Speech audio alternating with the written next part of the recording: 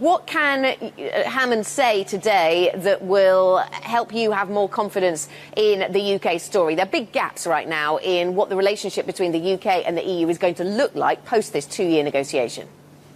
Yeah, fundamentally, the way we're looking at the UK story is that Brexit is really a slow-motion economic crash. The impact of Brexit is not going to be felt until we actually know what Brexit really means. Whether it's hard or soft or whatever those terms mean are not clear. Uncertainty leads to a lack of investment. A lack of investment leads to a slowing economy. So specifically to your question about Philip Hammond, he must reassure markets and the economy in general that he is going to provide the necessary stimulus within his remit to keep this economy going, and that is to loosen the fiscal spigot.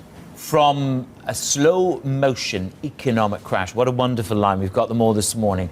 Is that what's happening in sterling? Down for the fifth quarter in a row, the worst run since 1984. Lower to go in terms of sterling. Structurally flawed?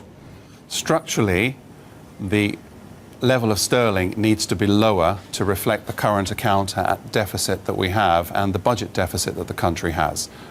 If we are not part of the single market, it is very likely that the foreign direct investment flows, which have been funding the economy, are going to decline.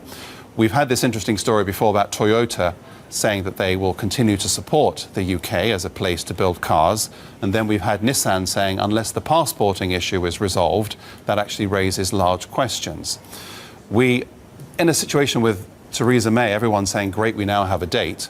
But quite frankly, most politicians are supposed to lay out their modus operandi or their own agenda within the first 100 days of being in office. She's effectively coming towards the end of her 100 days, and the only thing we know is when the debate is actually going to start. The debate itself is a complex issue of game theory. On one side is the UK, on the other side is the EU, and the EU debating agenda is the agenda of the other members of the European Union, 27 of them.